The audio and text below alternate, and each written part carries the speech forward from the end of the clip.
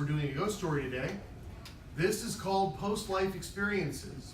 If you've never experienced a table read before, it's not exactly like a dramatic reading or a performance in that basically it's a chance for the actors to feel out the characters. It's an important part of any live stage production. So you'll be seeing our performers perform the roles of ghosts, starting at the end with Rob Kengott. Playing Casey. Playing Casey. And, sir, your name? Harry Lewis. Harry Lewis. Playing Angelo. Dan Deitch as Jeremy the Rockstar. Terry Sears as Blake. Jack Faber as Dr. Novak. And Liz Garber as Lindsay. And I'll be playing the role of Professor Krisikov.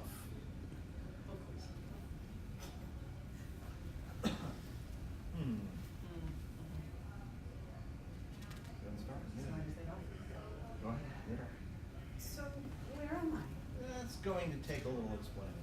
Am I in the hospital? Are you a doctor? I am not. I am a doctor, but this is definitely not a hospital. Where is it then? The short answer is that this is a therapy clinic. What? I mean, is this an intervention? Why? I don't even do drugs. That was what got me cast in season 5 of Why Date Me? That's very commendable, but it's not why you're here. Then why am I here? To help you adjust to your new reality. Oh, I didn't know that script. It is necessarily you should be with me, I think. Yeah, I'm sorry, I revised the intro and I didn't Oh, get it. sure, and you didn't send it out to anybody. Okay, all right. I sent it to you. Rewind. I sent it to you, but I forgot to This send is it to why Melissa. people do table reads. Yes. Okay, where are we? Here-ish. Ah, well, there we go. Why are any of us here? But in your case, there was a crab in the seafood salad. But I'm allergic to shellfish. I thought it was fake. You know, crab with a K? Wait, does that mean... That's where the long story comes in. This is the afterlife. So, I'm dead? We prefer the term living impaired. I saw it on a cartoon show once. Okay. So if I'm living impaired, why do I still feel like I have a body? Phantom sensations, literally. This is going to take a lot of getting used to. I'm glad you understand. But I don't. And the fact that you understand that you don't understand is the first step in adjusting to the afterlife. That's why I'm here. I'm Dr. Alan Novak. Pleased to meet you. Same, I guess. I've been facilitating these group therapy sessions for a while now, and I'd like to think it's made a positive impact in the existences of many spirits who join me. Group therapy? Not private? I find that a group setting is better for all the participants.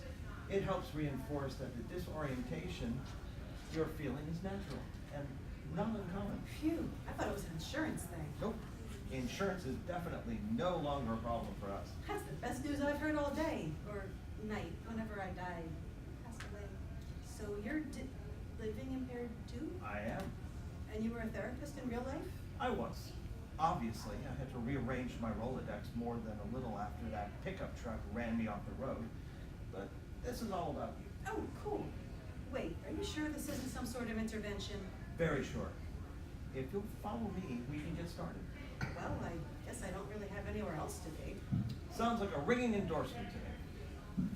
Good afterlife, everyone. We have a new arrival. Everyone, this is Lindsay. Why don't you introduce yourself? Hi, I'm Lindsay Sternberg. Hey. Hi, how's it going? So what's your story? Oh, I'm an actress. Was an actress.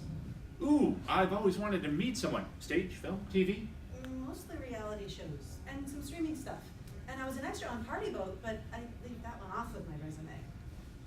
I have never heard of you.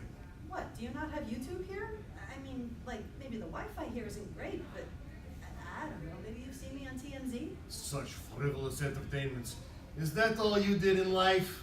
Professor Krasimov, I thought we agreed to make these sessions a chance to exchange constructive, supportive dialogue. I think you're extremely intelligent, and that you have a chance to use your powerful mind to help your fellow travelers. Pseudo-scientific claptrap. I am sorry. Old habits die hard, I suppose. Still, I am sorry for my churlish manners. Please forgive me. I am Professor Anatoly Krisikov, the greatest polymath the world has ever seen. I am afraid that my research, while it forever pushed back the boundaries of scientific knowledge, left little time for niceties such as TMZ. Perhaps you could tell us a little more about yourself. Oh,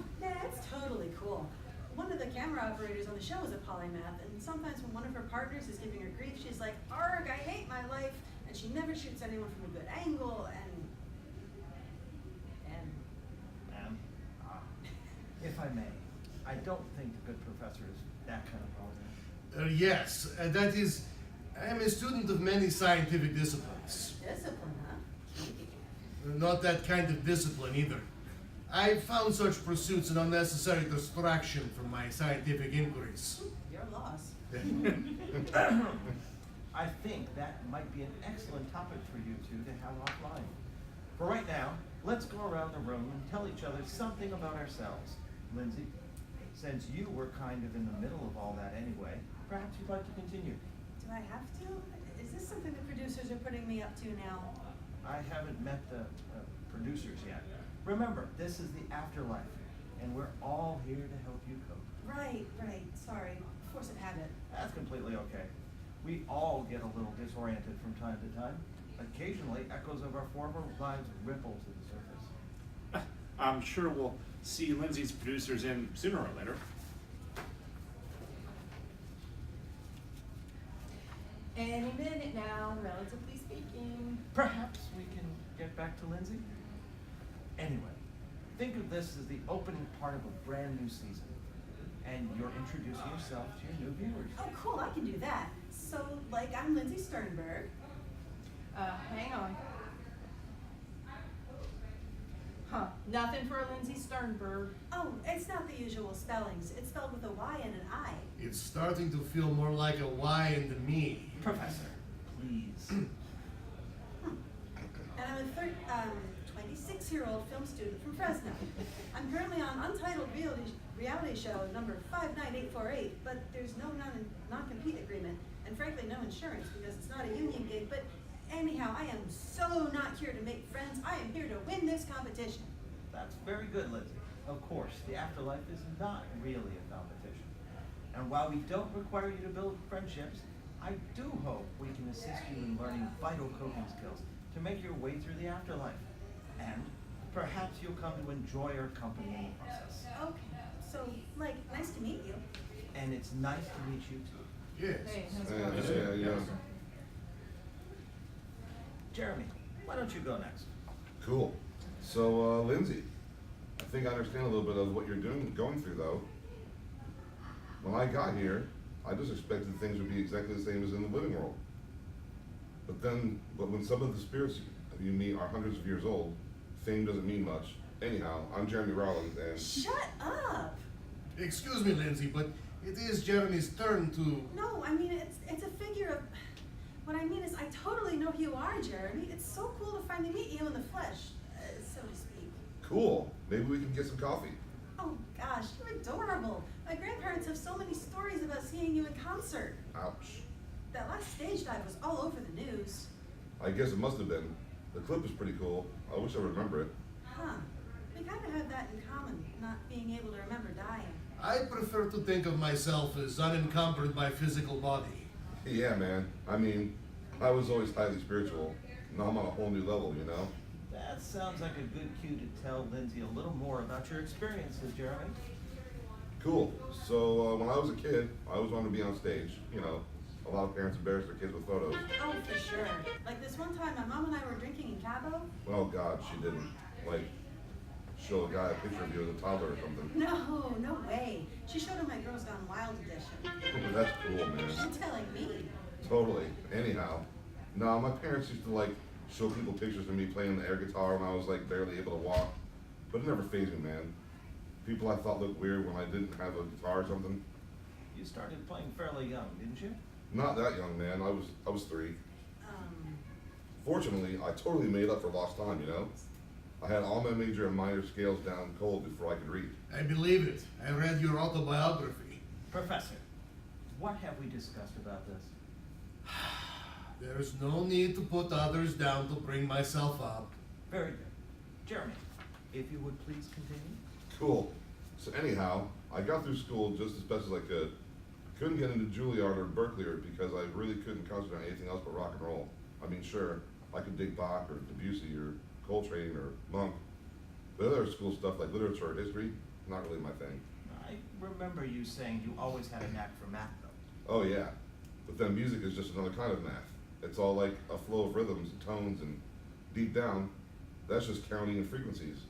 I can graph a song, but I'd rather just play it. Really? Play me a quadratic equation. Sorry. No big deal, man. Anyhow, so I was playing gigs from 8th grade on. Fortunately, my sister was a real language whiz, so she helped me learn enough English and Spanish to pass and graduate high school. From then on, I was on the road. And that was my life. All I needed was a mic, a guitar, and an audience. Thing is, the night I died, I could kind of feel something was off, like a disturbance in the groove, you know? But I had a pretty good buzz going, and the crowd was stoked. I never flaked down on the show. So we went on, and right at the end of this epic solo, I had a really high note and did my tenors relief off this center channel amp, and Yeah, I saw the aftermath. Bummer. it would have been fine. See, what most people didn't know was that I had these 3 really big roadies dressed as fans, and we positioned them just so that I could jump off out of nowhere and they'd catch me. So that night, I jumped, and Carl slipped on some spilled beer and knocked Mac and Jimmy out of position. I woke up in the hallway outside this room. Speaking of which, if this is the afterlife, why are there buildings and rooms? Are there? Well, yeah, I mean, like, this is a room, we're all in it. Okay, maybe we are, maybe we ain't.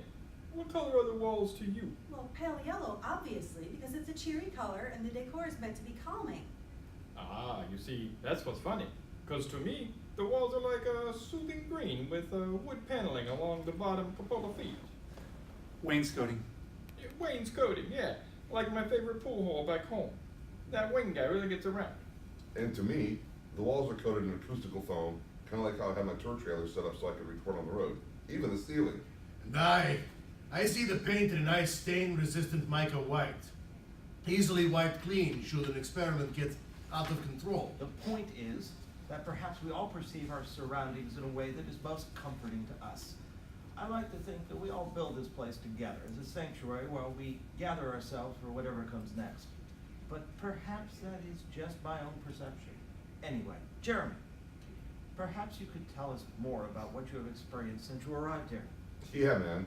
Like, it's all about feelings here. I mean, basically, we don't have bodies, so we feel everything in our minds, our hearts, our souls.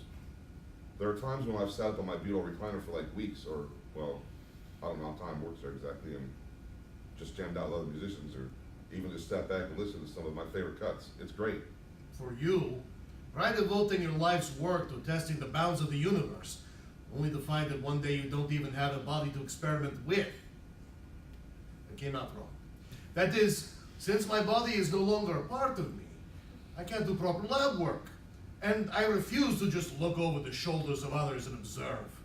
It's not what I was meant for, to follow these hidebound fools, to constantly reach the same dead ends on the garden paths of false discovery, to repeat the same old procedures for the same old results. Yes? Do you need a moment? How dare you? I must apologize, Dr. Novak. I have let my passion get the better of me yet again. Apology accepted. It does seem like you have some feelings that you need to share, though, if you're willing. Well, thank you, Doctor. I appreciate the chance to give my perspective. Everyone, please bear with me if I say things you've heard me express before. No worries. worries. Solid You unit. go, dude. I thank you all. I think in life I always felt not necessarily underappreciated, but more as though I had to constantly stop and wait for the rest of the world to catch up. At the same age as our friend Jeremy was discovering his talent for music, I was already in a laboratory, learning to understand and appreciate the scientific method. Not just learning the secrets of the universe, but how to ask the questions that yield those secrets. I quickly learned that I had an affinity for electricity, for learning new ways to harness it and generate it. By the time I reached the Institute, I had already decided that my life's work would be finding a way to make clean, cheap, renewable energy for the world. That's really, like, enlightened. It would have been really good for civilization as we know it. Why did everybody call you mad? Because there is no money in it. Oh, right. That checks out. And that was why, even as my experiments began to produce tangible results, light years ahead of others in the field, my doctoral dissertation was dismissed. Not once, but twice. I could reproduce not just evidence, but proof that I could generate usable electricity from supercooled quartz by firing a particle beam through it, and the committee rejected it. I demanded to know on what basis they should challenge my data, and they simply threw me out. On that day, I vowed my revenge, a revenge that would take years of planning, but ultimately make me not only feared, but revered. I would be salvation for the world and damnation for those who stood for petty profit above all else. I would be the greatest scientific mind in the history of the planet. That is, I would get tenure and the cheap energy that didn't wreck the environment. And so I temporarily switched to nanofusion reactors. Nanofusion? Clean nuclear reactors the size of Rubik's Cubes. And I was making excellent strides. So what happened? I blew up a power plant in my first full-scale experiment outside a lab, called the Blackout of '77. Dude, nah. I was in New York at the time. That was like lightning. Mine was 2177, and it was global. Dude. Yes, precisely. Dude. Righteous. If I'd been trying for that result, a yes. Unfortunately, I was literally trying for the opposite. Well, what happened? You skip a step or miss a piece of the equation or something? No, some call me a mad scientist, but I'm also a thorough one. No, what I hadn't counted on was the potential for stray particles, reactions at the quantum level. I was getting far higher power production than I had predicted. And that made you suspicious? Not quickly enough. The runaway reaction started before I could shut everything down. What was your reaction? I ran away. Not fast enough, though. A little background. Most fusion reactions fuse hydrogen atoms into helium. The reaction produces energy. Fuse enough of them and, well, you get the star. Cool. Oh, really? Very, very warm, actually. And after the hydrogen fuses into helium, the helium fuses into larger atoms until eventually it stops at iron. That's why every star we know has a core of iron. Why iron? Because iron atoms are the first ones dense enough to start absorbing energy instead of producing it. You fuse iron atoms too, but you need a supernova to do it. And while thankfully I didn't make one that day, I did make a lot of iron. Some of it was out of my own body. Sounds painful. Only briefly. In retrospect, I have to laugh a bit. All those years I despaired that I would ever have a statue made of me, and I ended up making one of myself. Of course, since I had willed my body to science, it's all worked out. I have visited it since then, Oh? and I'm a little rusty. And the science world is as dull as dishwater. Mostly they're working on designer pets and smaller wearable phones. Wait, you said the blackout of 2177? Yes. But it's only 2018. Well, Lindsay, you came from 2018, but we're no longer part of Tom. You're now in eternity. I'm in group therapy for eternity? Not necessarily. Sometimes it feels that way. This is more of limbo. Once your soul has reached a point where it's ready to move on, you pass through a gateway to a more definitive afterlife. The real deal, man. Heaven or hell? 6 of 1. And until then, we're in therapy? That's pretty much the deal? For how long? As long as you need. It's different for everyone. So I could be here, like, forever if I'm not ready?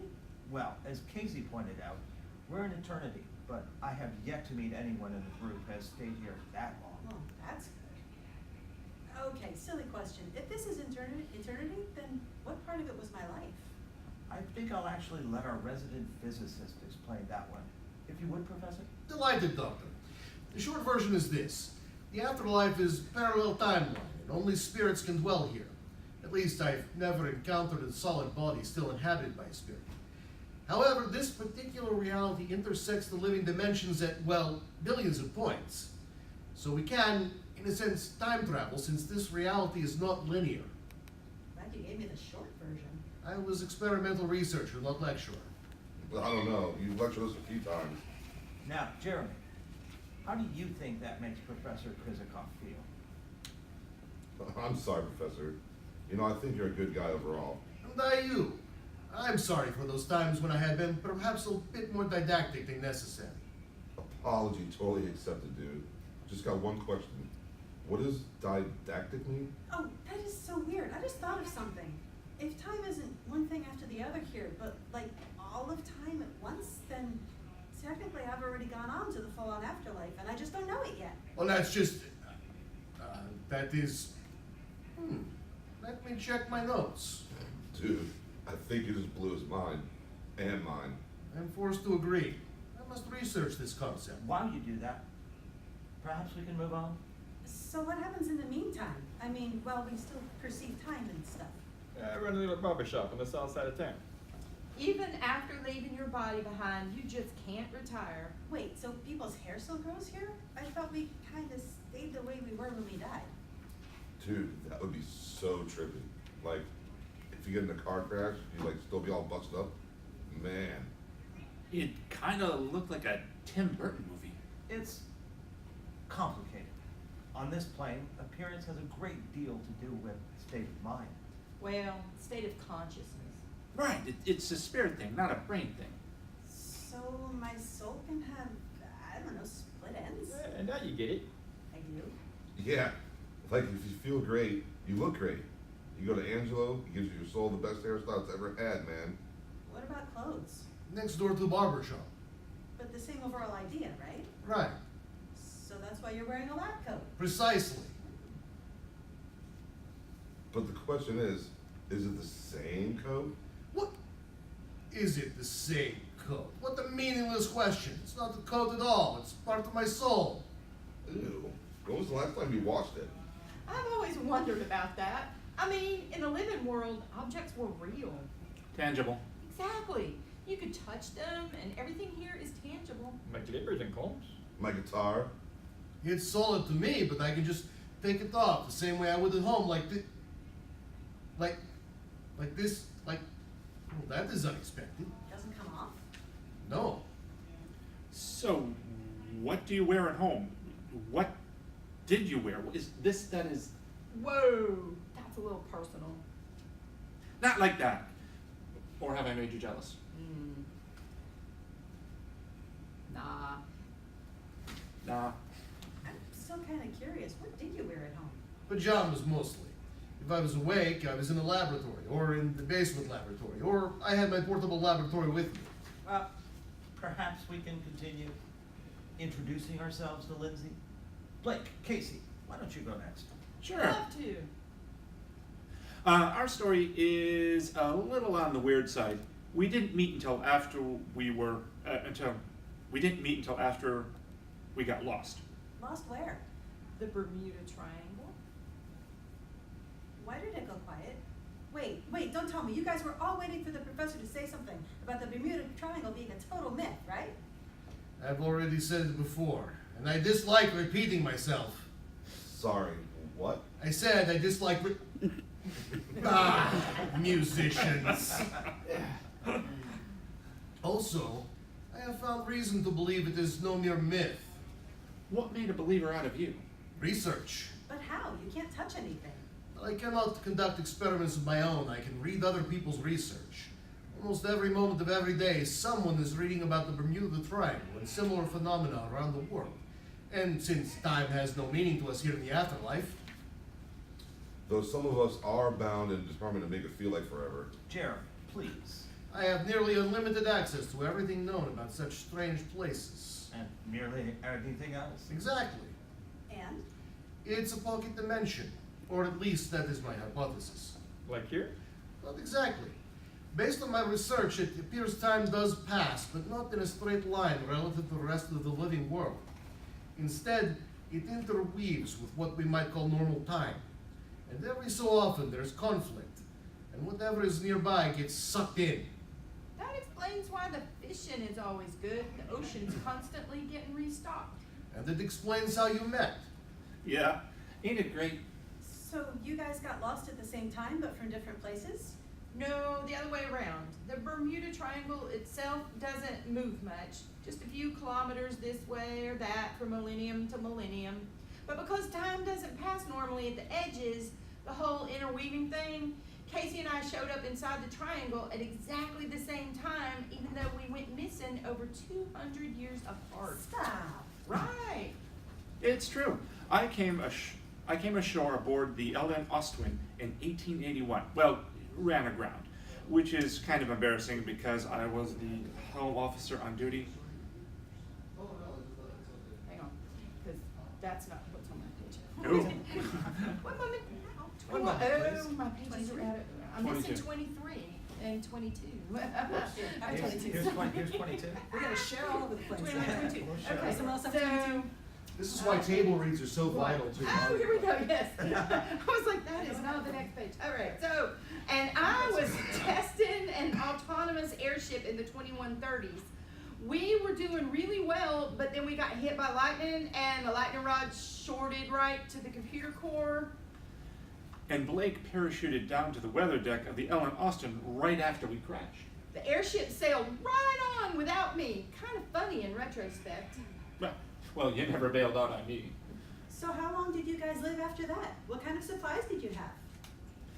That's the funny thing about the Bermuda Triangle. There's always something new coming along. Like the fish. Exactly. So, if something you need washes up next to you, Or floats down out of the sky. oh, you. Then it's all good. And if not, you can trade it for something someone else has. After a while, you don't even think about stuff, you know? It's just, there's always just enough. What about services? Medical care, for instance. Oh, there are tons of people from all walks of life. And I think some are even from alternate dimensions. I'm not saying it's perfect.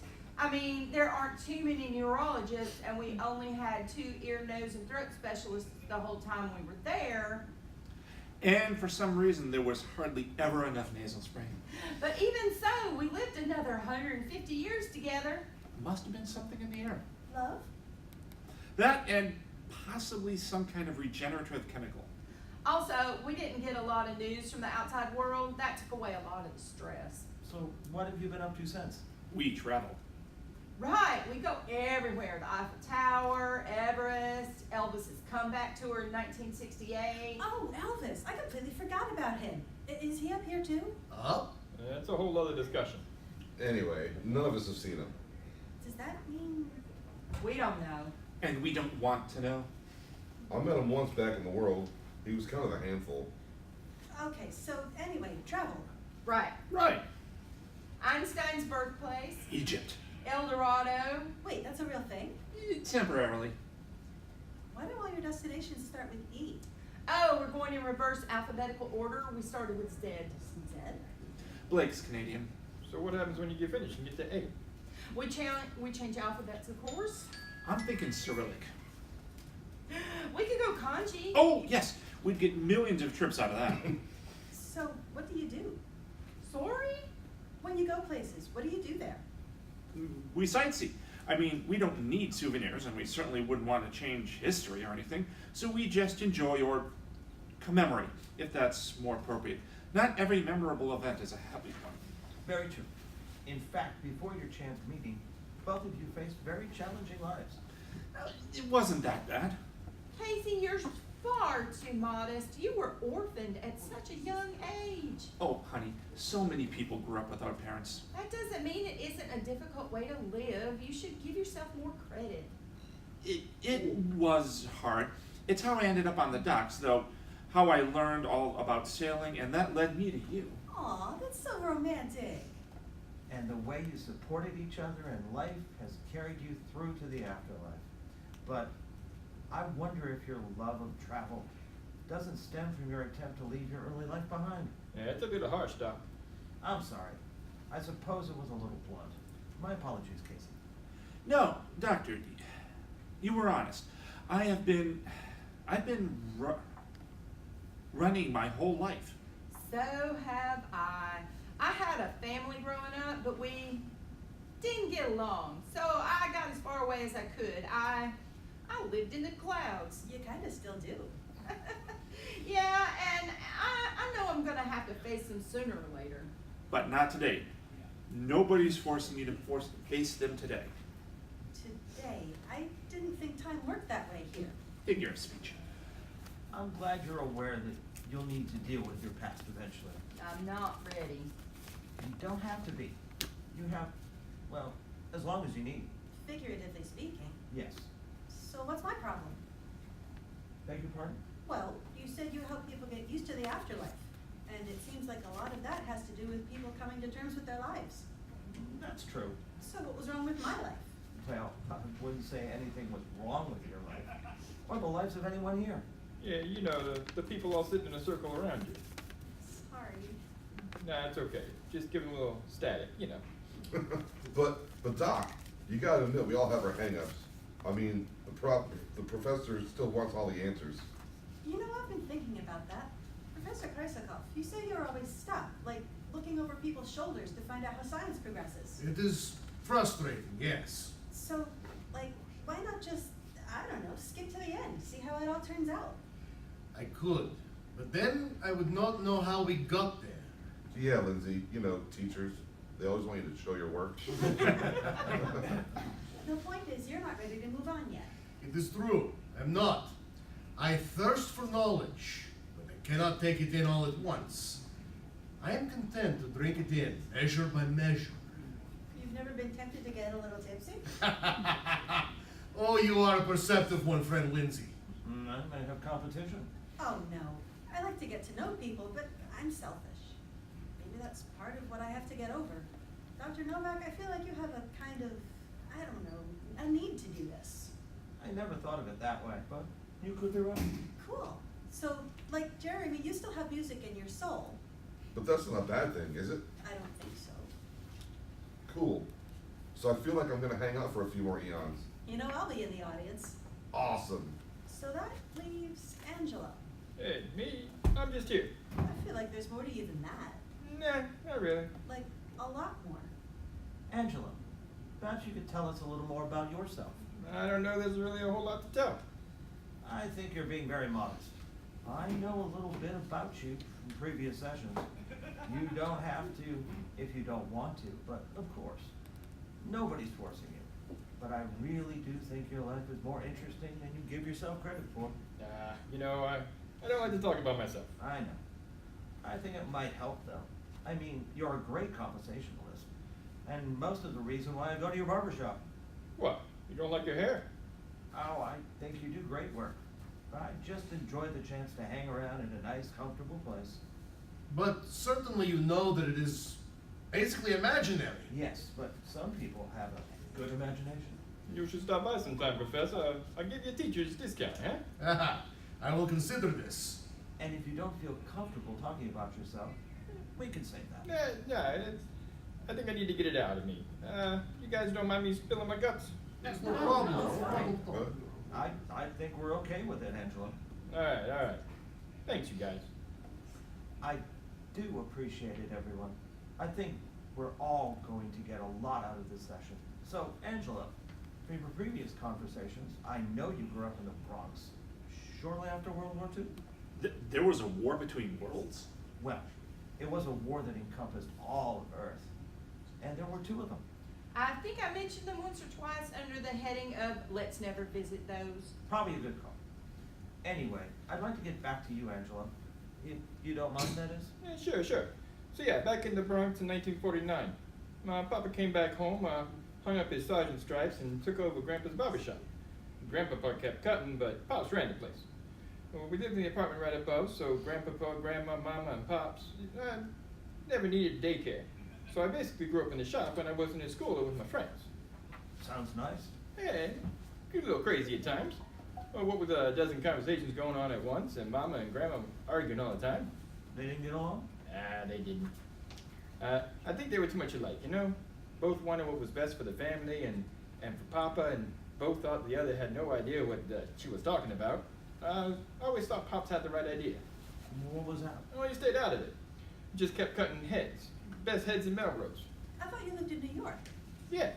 not California? Melrose is like this place in sorry. Oh, right. Now, you're thinking of Melrose Place. No, that's a TV show. I'm talking about the Bronx. Melrose is a neighborhood there. It was pretty nice until people started moving away. Wait, you've seen Melrose Place? Yeah, I keep a TV in the shop. Decent little soap opera. Lots of people fooling around with each other. Anyhow, so every day I come home from school and go up and do my homework. Mom always made sure I got my work done before she let me go down and goof around, the way she called it. But Papa, he let me sweep up the hair. When I was 10, showed me how to cut. I had to use a dummy head and some of those old wigs Grandpa got from the beauty school. I imagine you needed a lot of practice before he let you give regular haircuts. I pretty much got it right off. Been watching Pops, Grandpapa, and the other guy, Nunzio, watching how their hands moved and, what cuts they made and why. But Pops, he wanted to make sure everyone left the shop even better looking than when they had come in. So I cut lots of wigs. Sounds like that would be tedious. I loved it. Used to race through my schoolwork so I'd get down there. Grandpapa said he and Pops hadn't taken to cutting as natural as I did. And you kept at it? Yeah, even in Vietnam. I wasn't going to college, even with the neighborhood coming around and coming unglued. I wanted to take over the shop when Pops was ready. When my number came up, I knew that I was going over, so I made a deal. I walked down to the recruiting office, told them I was the third best barber in Bronx. I'd enlist right then and there if they'd let me cut hair. And how'd that go? You ever seen a whole room full of recruiters laugh? So, not great then. Not until this hippie walked in right after me, mumbling something about wanting to get out of this town. So, Army Sergeant puts 2 and 2 together and says, "Tell you what, boys, you got the best barber in town." The third best. Well, that's what I said. The sergeant ignores me and goes right on, saying, "And I never seen a man in such a dire need of a haircut." Well, that hippie swallows hard. I think he's maybe seen me once or twice around the block, but he don't know me from Adam. He nods. The sergeant says to him, "You let this guy give you a haircut, and we'll get you as far out of town as possible to get." So what happened then? Well, I stuck my head in the shop long enough to grab my tools, not saying a word to anyone. I go back to that office, and when I'm done, that hippie looks like a regular G.I. Joe right from Central Casting. So you got to sign up as a barber. I sure did. Wound up in Fort Benning. Mama still cried her eyes out, but everyone was proud and got to serve my country doing what I loved. I didn't have to kill nobody. What about the guy? Oh, he went over there. He and I actually became pen pals. He turned out okay, strangely enough. They made him a secretary mainly because he couldn't hit the broadside of a barn. He just didn't have any meanness in him. After my enlistment, I came home like Pops did, hung up the fatigues, and went back to standing behind the chair. Was there a Mrs. Angelo? Yeah, there was. Faith, God rest her soul. She finally managed to stop the endless arguing between Mama and Grandma. How? Well, they both hated each other more than they hated her more than they hated each other. She was smarter than both of them put together, and neither one of them thought that she was good enough for me. I thought she was too good. She just got her doctorate from the College of Optometry in Manhattan and was looking for a place to set up shop. So she kept going until she found a place she could afford? You got it, kid. That's how it works. She wound up in my neck of the woods. The storefronts on both sides of the shop had been vacant for years. The neighborhood needed a good eye doctor, so it was a good fit. Must have been breath of fresh air to have new voice in the community. She was the light of my life. I'll tell you that. And for all the bellyache and Mama and Grandma gave her, you should have seen their eyes light up when she brought home Mickey for the first time. Your son? Daughter. Her full name was Michelle Angelica. Once she learned to talk, nobody called her that except her birth certificate. Carlo was my son. He wasn't born for another 4 years. Did they take after you or her? That was a funny thing. She took after me, always underfoot in the shop, but smart as anything. Carlo was more like his mama. How did things go once they came along? It was nice. 4 generations living under one roof. Well, 3.5. Grandpapa had taken ill just before Faith came along. Looking back, I kind of think Grandma never got over that. Everyone expresses their grief differently. Maybe that's why she was so tough on Faith at first. That's entirely possible. But I gather she softened over time? Yeah, funny thing that she might not have, even with the kids. But Faith could get in this mood. Feisty. Sharp tongue? Nah, nothing like that. She would just get quiet and tough, which was funny because she weighed 100 pounds soaking wet. And Grandma towered over her. Could have carried her under one arm all day long without breaking a sweat. But when Faith made up her mind about something, you could hit her with a ladder truck and it just totaled the truck. She was like a rock. I think Grandma respected that. So they wound up getting along? Yeah, they did.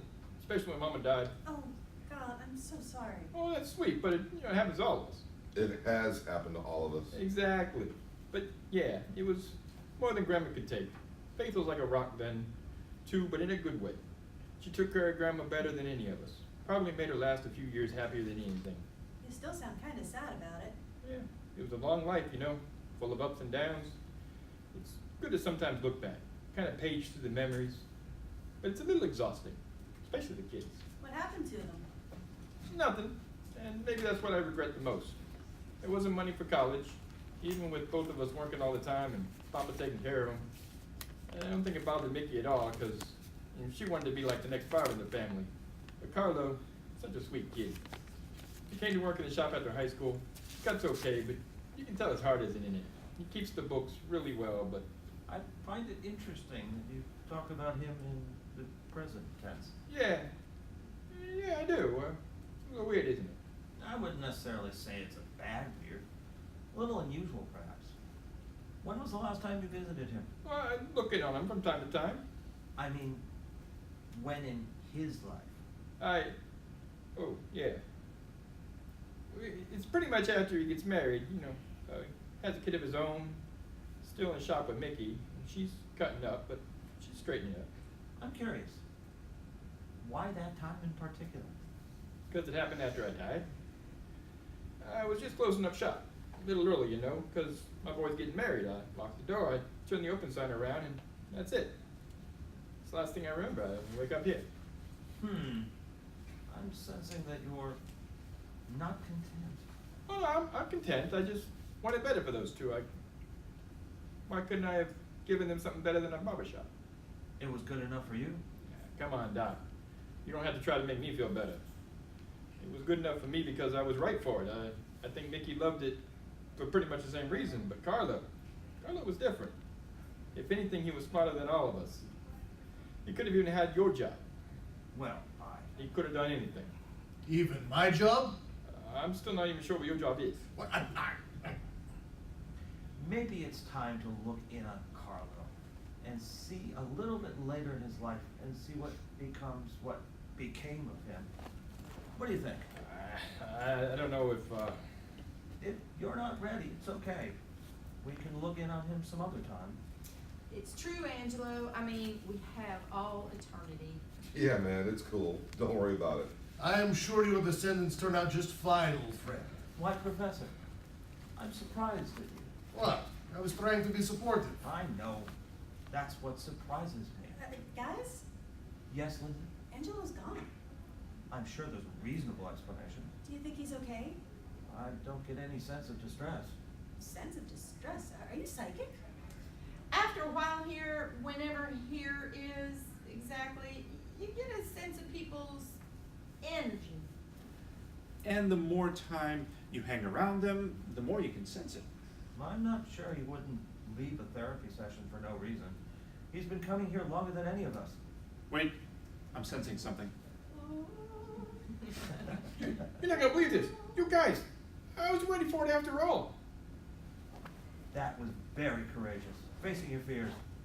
Do you feel comfortable telling us what happened? Well, I kinda took the doc's suggestion. I do not understand. I skipped to the end. To the day he passed on? That seems like it would have been a bit traumatic. Nah, I skipped to the end. Here, just afterwards. I learned that the day Carlo died, almost right after I got here. I wasn't just ready to face the outcome, so I skipped to a little while afterwards. And don't keep us in suspense. Please, Lindsay. Let Angelo tell us his own way. It's okay, kid. So it turns out he ain't here. You don't mean he's in the other place? No. He made it to the good place. My boy didn't come here after all. That's rare. So that means He didn't have no regrets. He was happy. I was worried all this time. Relatively speaking. I worried over nothing. I think I'm ready to spend some time with my family, guys. Angelo, my old friend. I'm glad you were at peace. Just waiting for you too, Prof. When you're ready. I know. You're glowing.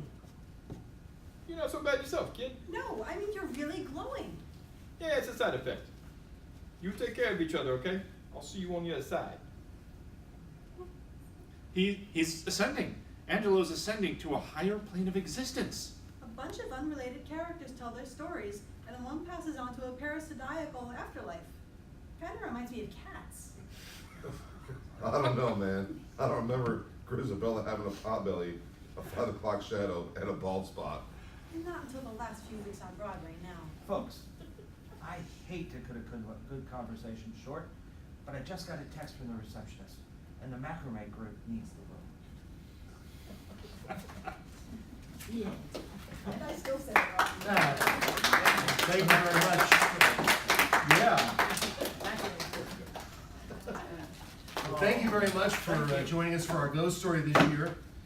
If you'd like to be in next year's ghost story, we'll have a sign-up sheet Friday afternoon, and you're welcome to sign up. I'll try to make the lines a little bit easier. From Twitch, you got a well done. Oh, wow. Hey, Hey, good. Tim Ryder was watching. Oh, wow. Nice. Hey. He was in last year's ghost story. Yeah. So, all right, well, for those of you tuning in on Twitch or watching this later, the next stream will be the trivia at 3 p.m. So see you then. All right. Done. Okay, so this